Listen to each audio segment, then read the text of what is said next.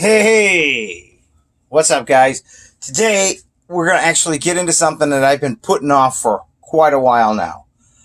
I've been wanting to do a video comparing the early Neca quarter-inch figures, almost like statues, to what they're actually releasing these days.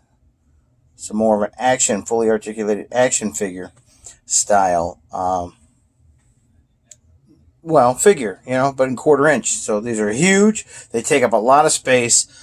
But what we're going to be looking at are what NECA started putting out in quarter-inch and where they're at now. I'll move this camera around just a little bit, and I'll try to be gentle so you don't get sick to your stomach. So this is the Ben Affleck Batman. This is a fully articulated figure. It comes with extra hands, which I don't have on the table right now. There is Hardigan from Sin City, Bruce Willis's figure there. And of course, there is Pinhead from Hellraiser. And here is Mickey Rourke, Marv.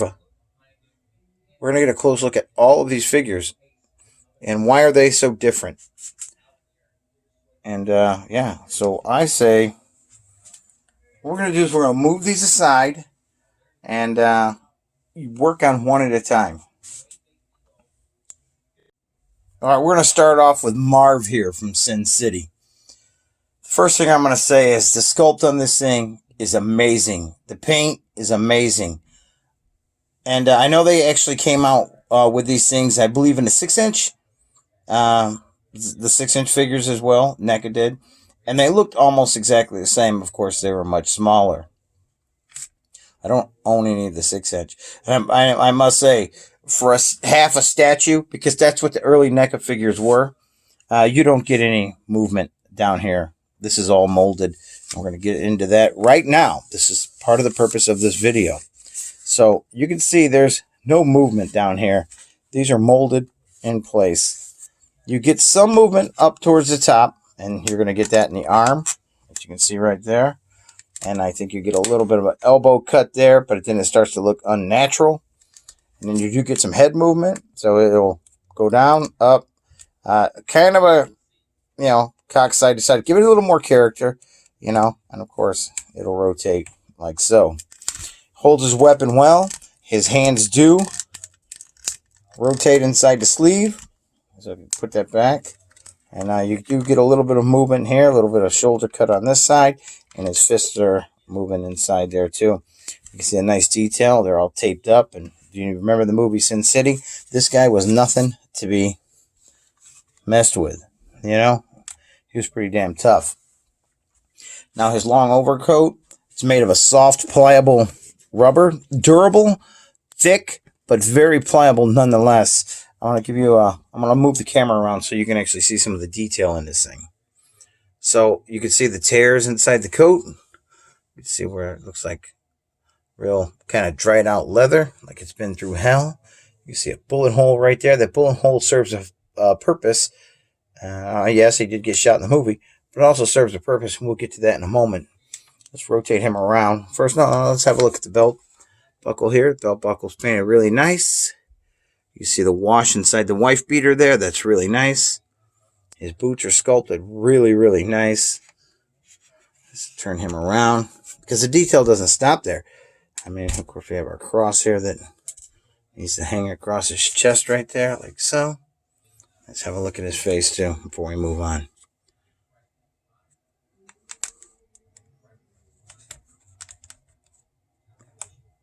Nice figure. You can see the back of the coat here. You see his belt hanging down. And, his gun is nicely detailed, 45. Yeah. So now, I said that bullet hole serves a purpose. It does indeed. And as cool as a feature as I'm about to show you, it's also kind of detrimental. Let's go here. There's a switch on here that I'm looking for. There it is. It switches. She smells like angels ought to smell. There that there's one damn fine coat you wearing. Alright, so as you can hear, as sound effects. Blood for blood, Farmer Gallon. This is the old days, and the bad days, the all or nothing days. They're back. So now, if you wave your finger It smells like angels in on a front of smell. the hole, That there's one damn fine coat you wearing. This is blood for blood, Farmer Gallon.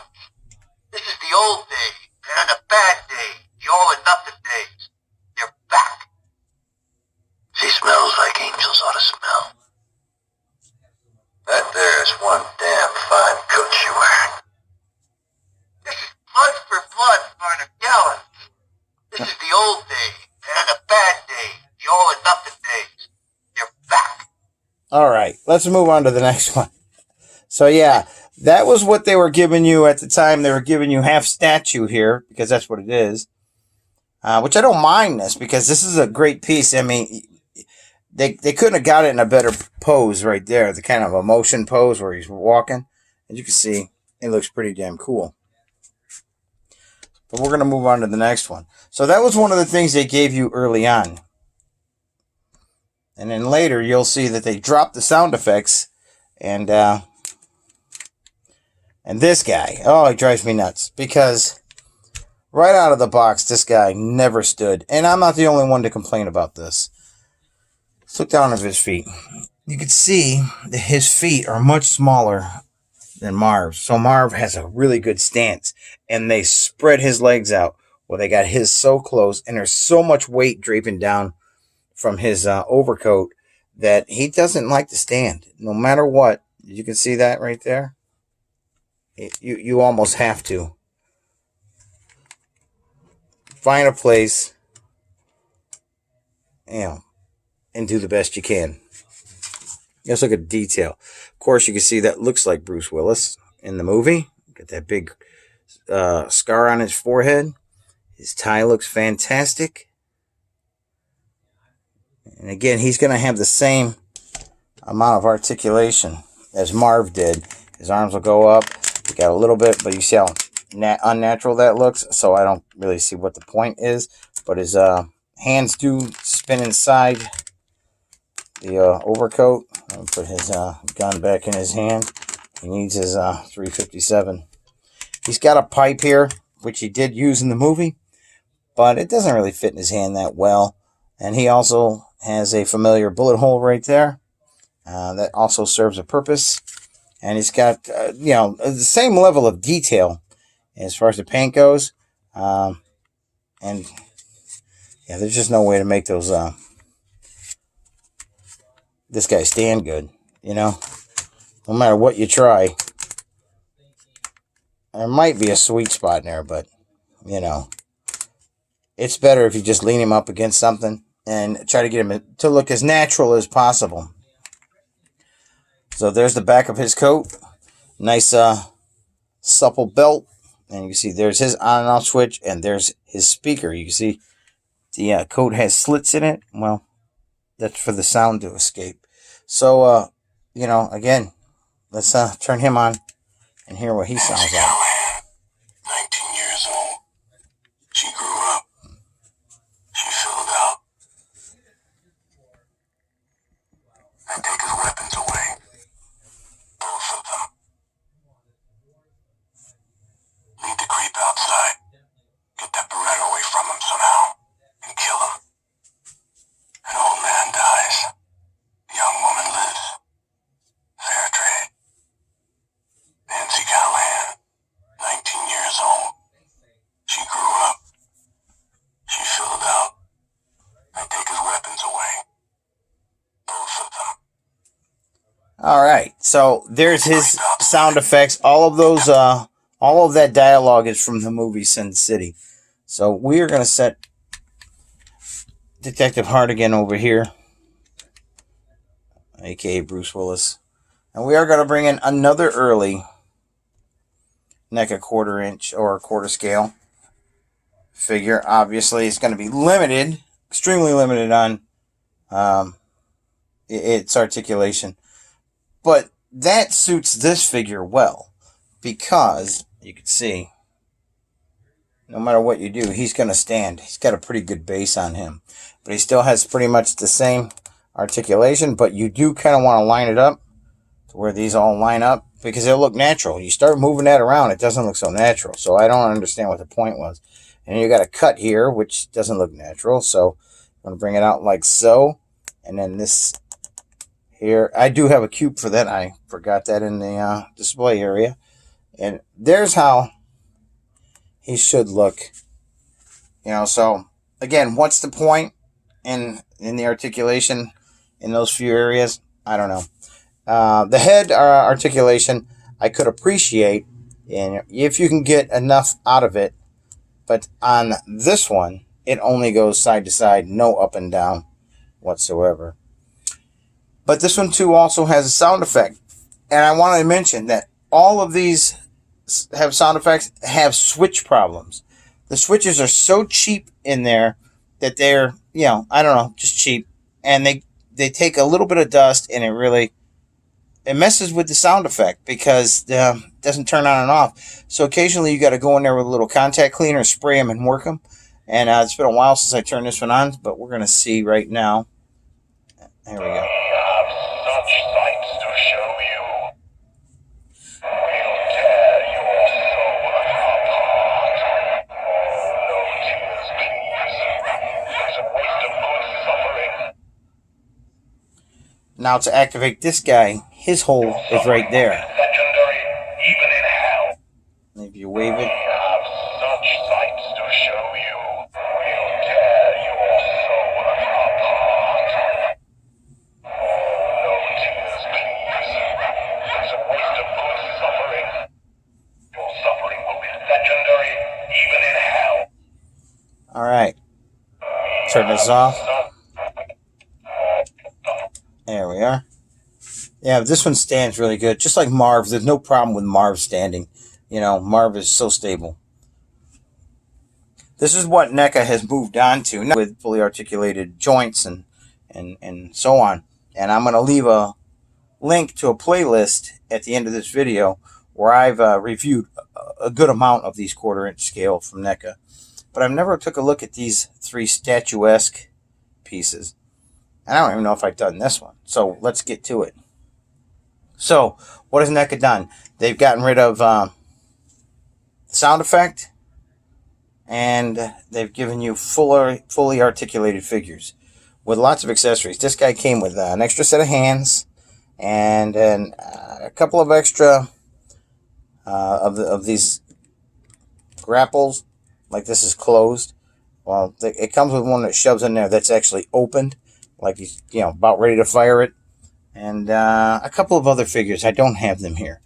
But anyway, let's have a look at what he can do. First off, let's have a look at his cape. The cape is nice. Cape is almost like we'll call it, it's not a satin, we'll call it a sateen. And it's quite big. Let me see if I can, I gotta try to get this in here because this is impressive. Alright, let me see here. Alright, so, yeah, that's fine. You can go have a rest there. I mean, that is a big cape. So, turn him around here. And let's go through his... You see his head moves, but you're not going to get any of this movement because you have a cowl here. But you do get left to right movement. Shoulders do move well. You got a... And that's on a bolt, so that'll rotate. And then you also have a shoulder cut here. So that will move like so. And this is looking all natural. So this is where they've gotten much better at this. It looks better and it looks natural. And I believe these are double jointed elbows. Been a while since I looked at one of these. So here. Yeah, it's double jointed, but boy, is it tough. So you can see there is a hinge point here and a hinge point here. This one goes well, but then this one here, there we go. So yeah, you can get some nice movement on that. And of course, his hands do move inside his gauntlet there. And yeah, so you also got a rotation there inside the forearm. And you do have a crunch here, but this is such a heavy duty suit that it's really hard to get that crunch. But you can see right there, you can hear it. There's that crunch. There. See it right there. So yeah, there's that. And then you have the leg movement, which is not limited. It's only limited by the material that's stopping it. Alright, so then you also have a double jointed knee. You see a pin there and a pin there. Come on. There we are. So you can get this guy in some nice poses.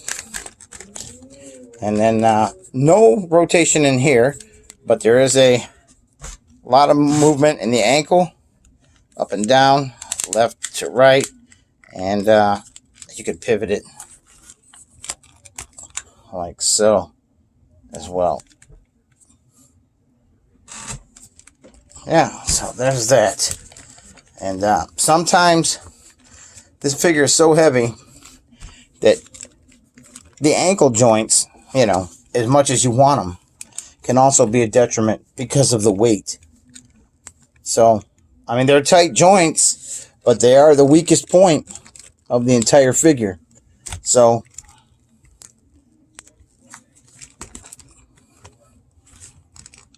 you can get him in some poses if you try, you know. But yeah, let's move him back. You know what? Let's try this again. Move you over here. See if I can get some back poses.